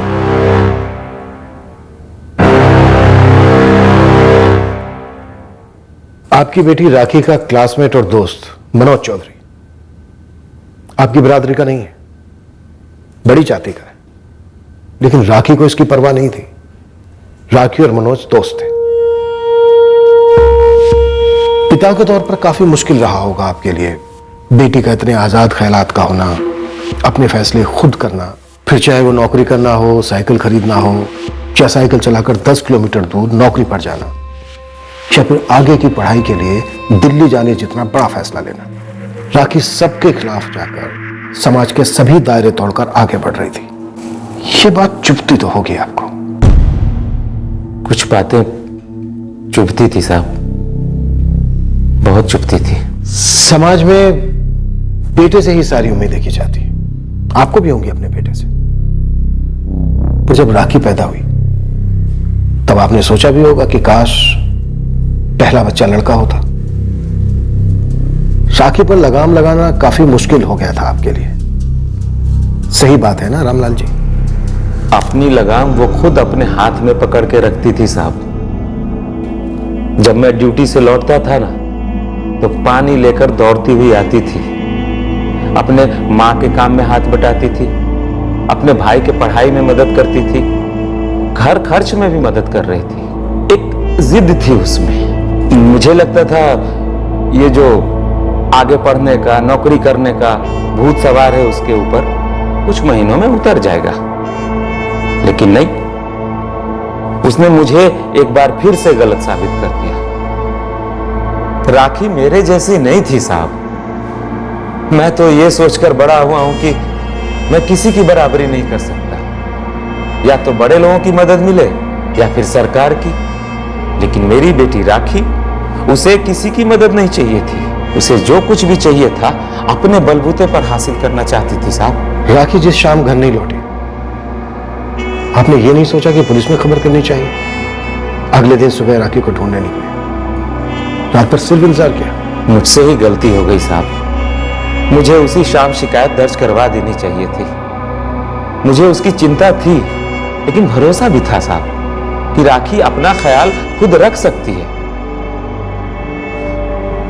मैंने तो सोचा भी नहीं था साहब कि राखी के साथ ऐसा कुछ हो जाएगा। मैंने तो सोचा था कि किसी काम से रुक गई होगी कहीं। रात भर? क्या दिन क्या रात साहब, तब कुछ पता ही नहीं चला। मानता हूं कि मुझसे गलती हुई है साहब, लेकिन आप लोग जैसा सोच रहे हैं ना, वो भी गलत है। मैं अपनी बेटी की जिद और खुली सोच से गुस्सा नहीं था, मुझे उसकी फिक्र थी। मैं जानता हूं साहब, आप लोग मुझ पे ही शक कर रहे हैं कि मैंने उन तीनों को पैसे दिए राखी को मारने के लिए। अब इस पे मैं क्या बोलूं साहब? वैसे आप सही कह रहे थे साहब। नीलम जब पेट से थी, मैंने लड़का ही चाहा था, लेकिन राखी पैदा हुई। राखी के पैदा होने से मैं दुखी नहीं हुआ था साहब। वो मेरा खून थी, मेरी अपनी बेटी थी वो। और मैं अपनी बेटी राखी के लिए इंसाफ चाहता हूं साहब। जिसने भी मेरी बेटी के साथ ये सब किया है, आप बस बता दीजिए कि पक्का इन्हीं लोगों ने किया है।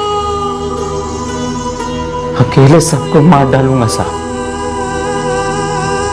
सबको मार डालूंगा साहब। हमारी टीम को नाकाम बताकर इस केस से निकालने की मांग के मचे शोर के बीच हमने हमारे तीनों मुख्य संदिग्ध त्रिभुवन सिंह, बहादुर सिंह और लल्लन परदेसी के बाकायदा परमिशन लेकर पॉलीग्राफ टेस्ट करवाया।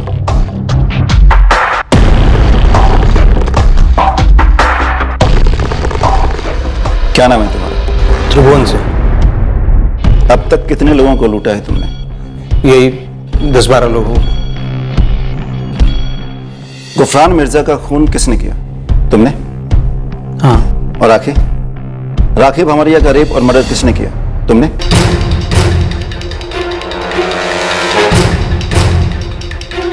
नहीं।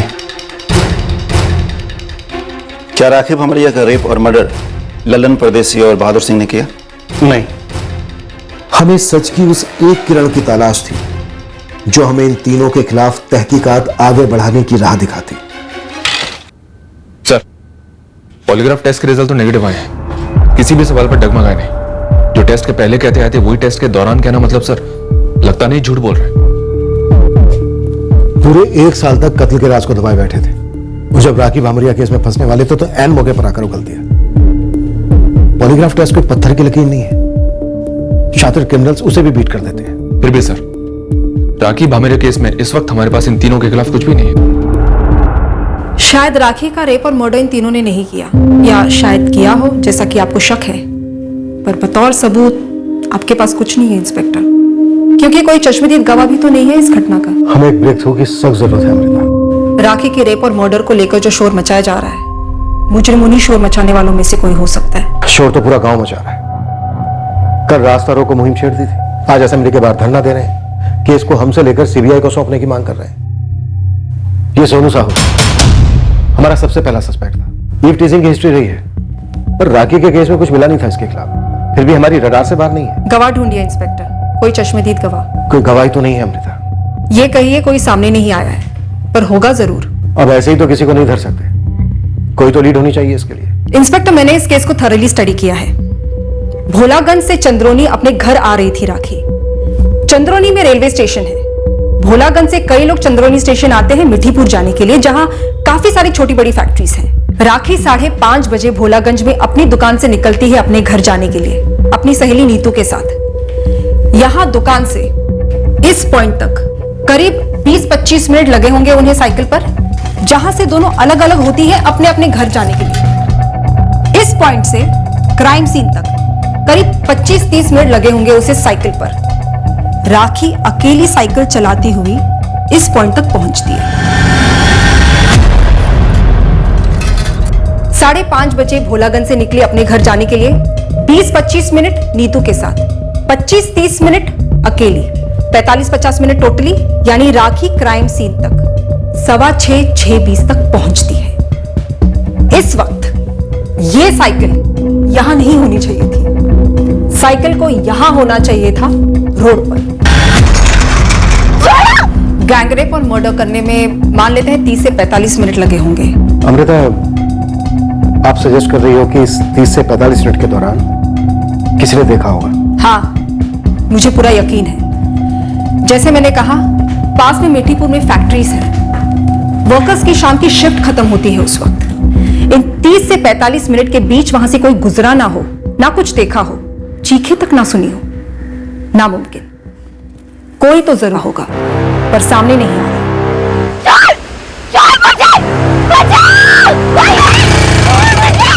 फिर सिर्फ एक ही क्यों? एक से ज्यादा लोग हो सकते हैं जिन्होंने देखा हो, सुना हो, पर रिपोर्ट नहीं की। पर आपको उनमें से किसी एक को ढूंढ निकालना है इंस्पेक्टर। चंद्रोनी स्टेशन पर रुकने वाली ट्रेन के टाइमिंग चेक कीजिए। कौन सी ट्रेन कहां से आती है और इस टाइम के आसपास वहां रुकती है। भोलागंज से कौन रेगुलर अप डाउन करता है जो इन 45 मिनट के बीच चंद्रोनी और भोलागंज के रास्ते से रोजाना गुजरता होगा। अंत में हमें पता चलने वाला था कि राखी भामरिया पर हमला करने वाले भी 3 लोग थे, पर उन तक पहुंचने से पहले हम उस एक शख्स को ट्रैक करने में लगे हुए थे जो इस भयंकर जुर्म का चश्मदीद गवाह था।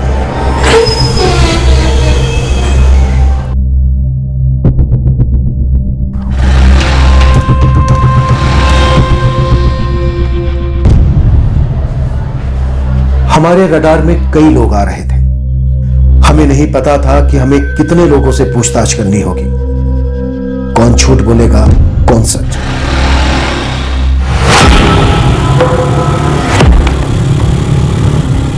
आखिर में एक ऐसा शख्स सामने आया जिस पर हमारी शक की सुई टिक गई, पर हम तब भी पक्का नहीं थे कि हमारी शक की सुई सही आदमी पर टिकी थी या नहीं।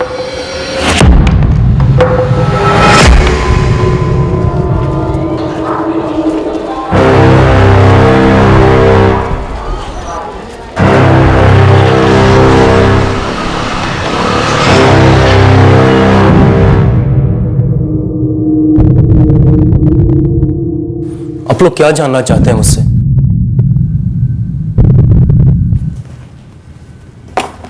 क्या वो ये 3 आदमी थे? मैं समझा नहीं, कैसा सवाल है? समझाते हैं सुनील मिश्रा। तुम मीठीपुर बीवी वाइट्स में काम करते हो। तुम्हारी शिफ्ट सुबह 9 बजे शुरू होती है। तुम बिना चूके 8:15 बजे चंद्रोनी स्टेशन पहुंचते हो। 8:25 की शटल लेकर मीठीपुर जाते हो। शिफ्ट खत्म होती है शाम को 5 बजे। मीठीपुर स्टेशन से 5:15 की शटल लेकर तुम 6:45 बजे पहुंचते हो चंद्रौनी स्टेशन। फिर चंद्रौनी से अपनी बाइक पर अपने घर जाते हो भोलागंज। और 11 सितंबर को भी तुम रोज की तरह काम से लौटे। शाम को चंद्रौनी से भोलागंज पहुंचे, नामदेव की दुकान से पान खाया, कलकत्ता सादा कतली सुपारी, और उस समय बजे थे 6:45। तुम चंद्रौनी से भोलागंज यहां इस रास्ते से होकर गए हो, क्योंकि यही एक रास्ता है बाइक के लिए। क्या तुम भी शामिल हो इस कांड में? नहीं नहीं, ये क्या नाप शनाप बोले जा रहे हैं सर आप। मैं एक साधारण सा मजदूर हूँ, घर परिवार है मेरा, और आप सोच भी कैसे सकते हैं कि मैं। ठीक है, तुम एक अच्छे भले आदमी हो, मेहनती हो, फोरमैन हो पैकिंग डिपार्टमेंट, सब ठीक। तुमने कांड में हिस्सा नहीं लिया, पर कांड होते वक्त तुम यहां से गुजरे जरूर थे, तो तुमने कुछ ना कुछ देखा भी होगा। सुनील, तुमने जुर्म होते हुए देखा है ना? तुम्हारी शक्ल साफ बता रही है कि तुम हमसे कुछ छुपा रहे हो। सर मैंने कुछ नहीं देखा सर, मैंने अखबार में पढ़ा था कि इस जगह पे कांड हुआ था। जो तुमने देखा था? मैंने कुछ नहीं देखा सर। सर मैंने बस उसकी चीखें सुनी थी। लड़की की चीखें थी? जी।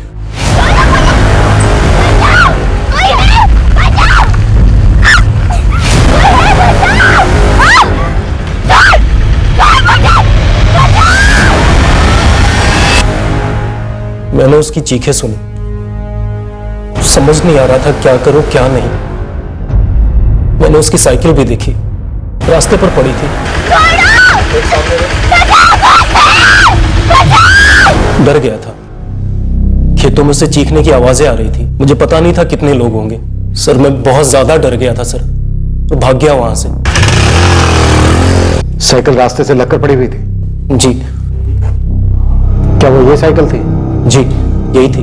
दिखाओ, कहां पड़ी हुई थी साइकिल? सर यहाँ पर। कितने लोग थे वहां, तुमने देखा उन्हें? सर मैंने किसी को नहीं देखा सर। एक दिन बाद अखबार में पढ़ा, मुझे बहुत शर्म महसूस हुई, कुछ नहीं कर सका। कम से कम आप लोगों को फोन कर देना चाहिए था। सर लानत है मुझ पे। पछताने के लिए अब काफी देर हो चुकी है सुनील। अब बस तुम इतना बता दो कि कौन लोग थे। क्या वो ये तीनों थे? सर मैंने किसी को देखा ही नहीं, तो कैसे बताऊं? जैसा कि मैंने कहा था, साइकिल को रोड से उठाकर खेतों के अंदर क्राइम सीन पर रखा गया होगा, लाश के पास। ये इस मकसद से किया होगा कि रात को रोड पर अप डाउन करने वाले किसी की नजर में ना आए, और अगले दिन सुबह आसपास के खेत मजदूरों के आने तक इस कांड की खबर किसी को ना हो। अगले दिन खेतों पर मजदूरों के पहुंचने से पहले ही राखी के पिता रामलाल और उसका छोटा भाई रमेश पहुंच गए थे। अगर साइकिल रोड पर ही पड़ी रहती रात भर, तो वो रात को ही रामलाल भामरिया की नजर में आ गई होती। मैंने उसकी स्टेटमेंट में पढ़ा है कि वो रात को अपनी बेटी राखी को ढूंढने के लिए निकला था। हमने रामलाल को संदिग्धों की लिस्ट से लगभग निकाली थी आपने। तो फिर रामलाल से दोबारा क्वेश्चनिंग कीजिए इंस्पेक्टर। पूछिए उससे कि जब वो अपनी बेटी की खोज में निकला था, क्या रास्ते में उसे कोई मिला था? क्या उसने किसी से पूछा था राखी या उसके साइकिल के बारे में? जब मैं यहां पहुंचा अंधेरा हो चुका था, 7 साढ़े 7 बज चुके थे। रास्ते में मैं किसी से नहीं मिला। जब आप ढूंढने निकले थे, तब आपने सबसे पहले किससे पूछा था राखी के बारे में? मैडम, जैसा कि मैंने आपको पहले भी बताया है कि मैं सबसे पहले शिफा मिर्जा के घर गया। सोचा अब राखी वहां टीवी शीवी देखती होगी। नहीं, आपने कहा था कि आप 8:30 बजे तक राखी को ढूंढ रहे थे। अब आप हमें यह बताइए कि जब आप राखी को रोड पर ढूंढ रहे थे, तो सबसे पहले आपने किससे पूछा था राखी के बारे में? पूछता किससे साहब, रोड पर एक आदमी नहीं था। फिर मैं चंद्रौनी स्टेशन गया, वहां पर मैंने बिरजू के रिक्शा को जाते देखा।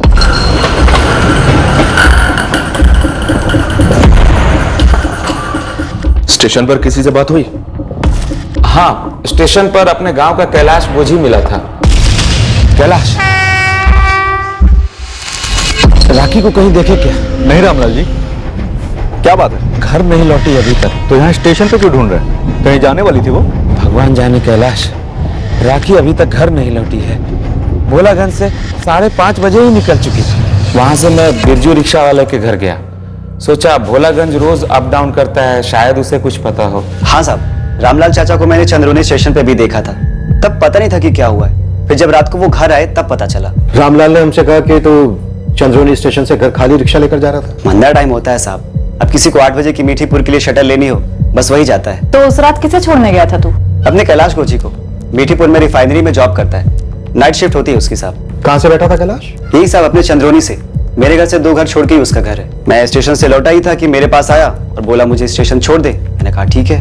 देख बिरजू, हम काफी कुछ पता करने के बाद, टटोलने के बाद तुमसे ये सवाल कर रहे हैं। हमें काफी कुछ पता है। क्या क्या पता है साहब? हमने चंद्रोनी स्टेशन पर रोजाना आने जाने वालों पर नजर रखी हुई थी, कब आते हैं कब जाते हैं। हमें पता चला ये कैलाश गोजी तो रोज 5:45 की मीठीपुर के लिए शटल लेता है।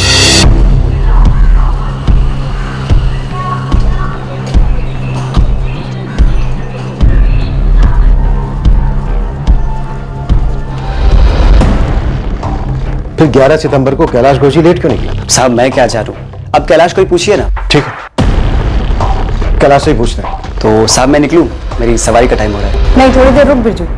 तूने काफी मदद की है हमारी, थोड़ी और कर, शायद तेरी जरूरत पड़ जाए। बाहर बैठ, कुछ खा पी, हम कैलाश को उठाते हैं।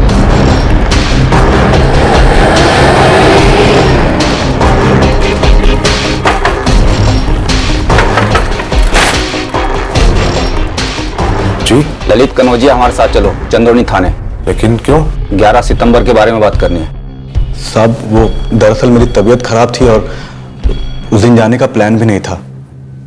फिर सोचा कि अगर नहीं गया तो मालिक मचमच करेगा और एक दिन का पगार भी काट लेगा, तो लेट से ही सही लेकिन मैं गया। तो तूने 8 बजे की मीठीपुर के लिए शटल ली चंद्रोनी स्टेशन से? जी, और तभी रामलाल जी भी मिले मुझे स्टेशन पे। ये हम जानते हैं, पर तू ये नहीं जानता कि हम और भी कुछ जानते हैं। क्या साहब? तू तो रोज 5:45 बजे की शटल लेता है ना चंद्रौनी स्टेशन से? जी मैडम। पर तू रोज बिरजू का रिक्शा तो नहीं करता? चंद्रौनी गांव के मोड़ पर अपने दोस्त का इंतजार करता है, भोलागंज वाले दोस्त, जो तुझे पिक करता है। फिर तुम दोनों एक साथ चंद्रौनी स्टेशन से 5:45 बजे की शटल लेते हो, है ना? जी मैडम। फिर ऐसा क्या इत्तेफाक हुआ 11 सितंबर की शाम को कि तू लेट निकला काम पर, तेरा दोस्त भी लेट निकला काम पर, फिर तुम दोनों एक साथ स्टेशन पर मिले और एक ही शटल ली 8 बजे वाली?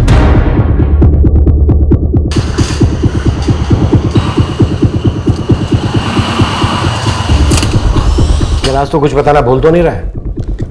नहीं साहब, क्या बोल सकता हूँ? यही कि ललित कनौजिया का फोन आया था तुझे शाम को 5 बजे? हाँ साहब, मैंने उस दिन 8 बजे की शटल ली थी मीठीपुर के लिए। मतलब काम पर लेट जाने का प्लान साथ में बना था? प्लान? कैसा प्लान सर जी? मुझे जरूरी काम निकल आया तो मैंने कैलाश को फोन किया शाम 5 बजे। हाँ कैलाश, मेरी राह मत देखना, मैं 5:45 की शटल से नहीं आ पाऊंगा।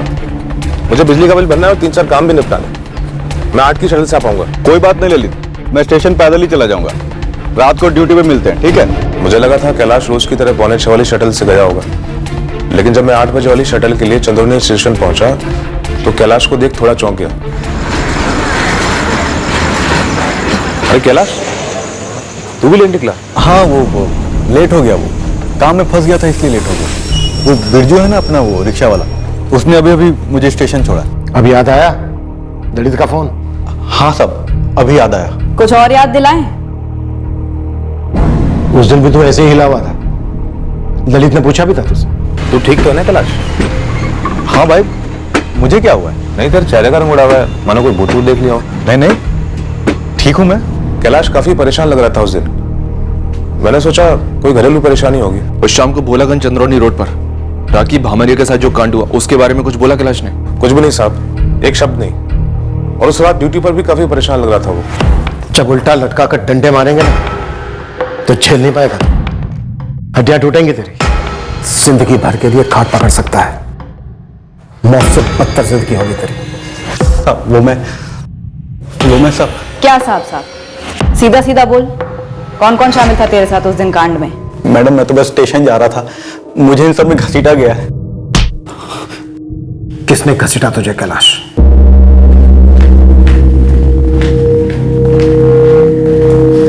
मैडम जी अभी बहुत देरी हो रही है, मेरी सवारियां छूट जाएंगी। अब तो तेरी सवारी हमेशा के लिए छूटी, समझ बिरजू? मैडम मैं कुछ समझा नहीं। समझे तो हम नहीं, तुझे चोर को ही खबरी बनाने की गलती कर बैठे। साहब अब कहाँ उस झूठे कैलाश की बातों में आ रहे हैं? चल। कैलाश झूठ बोल सकता है बिरजू, इसलिए हमने तेरे इस कांड के तीसरे साथी को भी खोज निकाला। उसके सामने तो तू ये नहीं कह पाएगा कि वो भी झूठ बोल रहा है।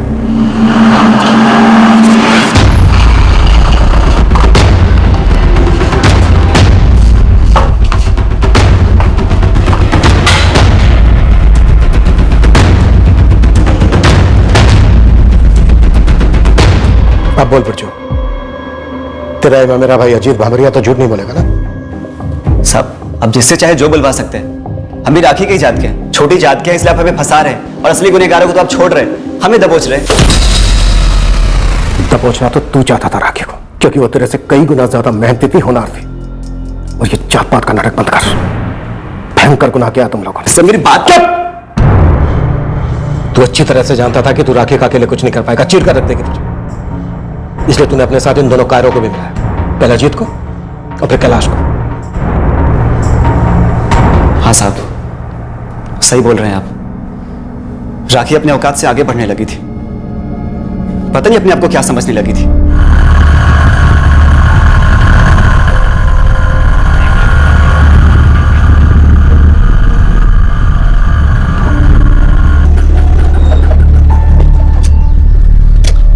क्या हुआ बिरजू, रिक्शा क्यों रोक दी तूने? राखी, आज मैंने जानबूझकर सवारी नहीं बिठाई। क्यों? बात करनी थी तुमसे।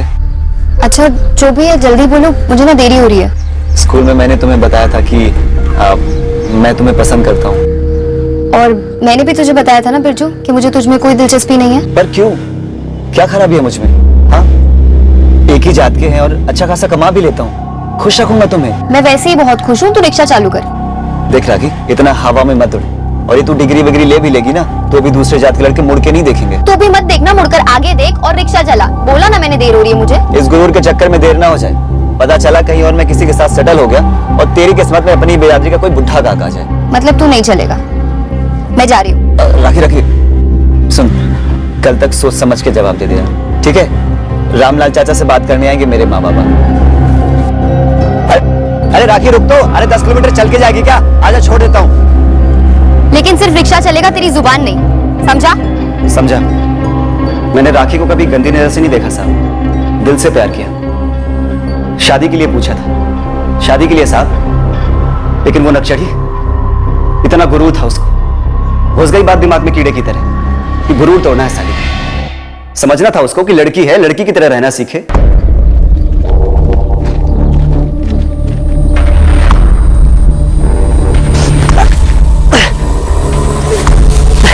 बिरजू, क्या कर रही है? रिक्शा खराब होगी क्या? साहब मैं रोज की तरह चंद्रोनी स्टेशन जा रहा था, तब रास्ते में मुझे बिरजू और अजीत मिल गए और बस यूं ही ऐसे ही रेप और मर्डर में शामिल हो गए अपने मजे के लिए। बहुत बड़ी गलती हो गई साहब, मैं फिसल गया था बुरी तरह। भाई जंगली बिल्ली है वो, हम दोनों से संभलेगी नहीं, फिसल भी सकती है। देख भाई, अगर हम तीनों साथ में झपटेंगे ना तो काबू में आ जाएगी। बिरजू अपने गांव की लड़की है, बवाल हो जाएगा। बवाल तो तब होगा जब वो किसी से कुछ कहेगी, और वैसे भी उस राखी का वो हश्र करेगा ना कि किसी से कुछ कह भी नहीं पाएगी कि क्या हुआ उसके साथ। और वैसे भी तेरा क्या जाता है, हम दोनों के साथ तू भी मजे ले।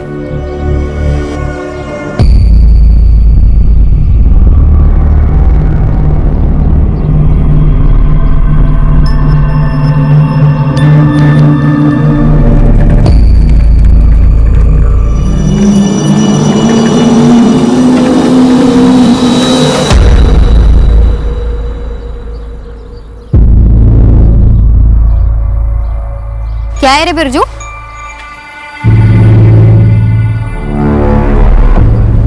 तू अपने आप को मर्दों से भारी समझती है ना?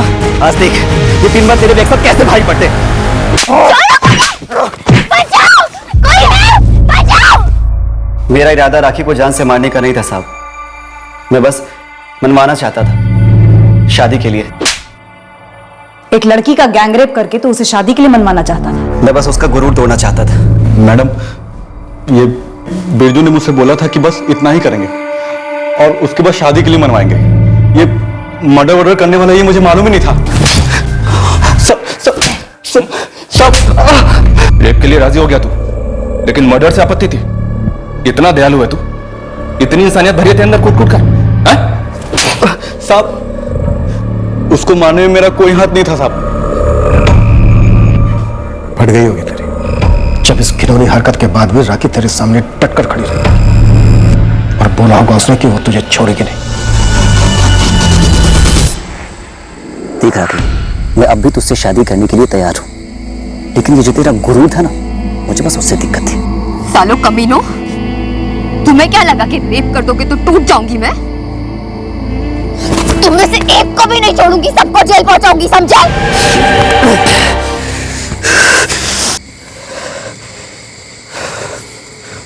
बिरजू तूने कहा था सिर्फ मजे लेंगे। चुप, एकदम चुप। किसी को कुछ पता नहीं चलेगा। अजय तू जा बाहर से साइकिल उठा ला और यही कहीं फेंक दे।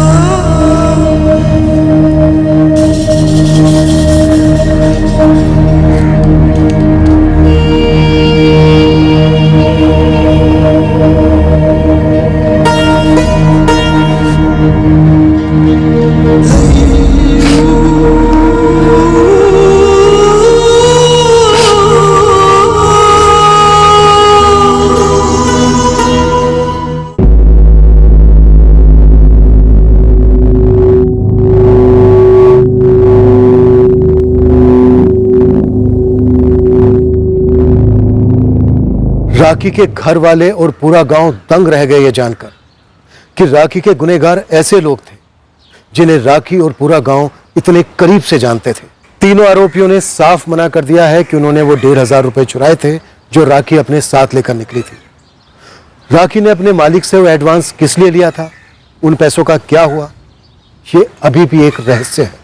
पर अनुमान लगाया जा सकता है कि राखी ने यह एडवांस या किताबें खरीदने या किसी एडमिशन फॉर्म के लिए या ऐसे ही कोई उपयोगी कारण के लिए लिया होगा। यह संभावना भी है कि कोई क्राइम सीन पर पहुंचा हो, लाश देखी हो और पुलिस को इतला करने के बजाय पैसे लेकर भाग गया हो। तीनों आरोपियों के सीमन सैंपल्स ले लिए गए हैं और उन्हें लाश पर मिले सैंपल्स के साथ मैच किया जाएगा। यह केस सिर्फ कठिन नहीं था, इस केस ने पूरी टीम में गुस्सा और आक्रोश पैदा किया था। एक सक्षम, मेहनती, फोकस्ड और मजबूत लड़की थी राखी भामरिया। इस लड़की ने सहानुभूति और दानशीलता को ठुकराकर अपनी योग्यता को अपना हथियार बनाया था गरीबी का वध करने। ऐसी होनहार लड़की का इतना भयंकर अंत हुआ था। अगर इस लड़की को जिंदा रहने का हक मिलता, मेहनत करने का अवसर मिलता, तो ये लड़की पूरे गांव, पूरे राज्य, पूरे देश का सर ऊंचा कर सकती थी। हमारी तरफ से यही कोशिश रहेगी कि आरोपियों के खिलाफ चार्जशीट फुल प्रूफ बने ताकि कानून उन्हें सख्त से सख्त सजा सुनाए। अगले हफ्ते फिर मिलेंगे एक नए केस के साथ क्राइम पेट्रोल सतर्क में। जय। इस तरह के और भी एपिसोड देखने के लिए हमारे चैनल को सब्सक्राइब करें और बेल आइकन दबाना ना भूलें।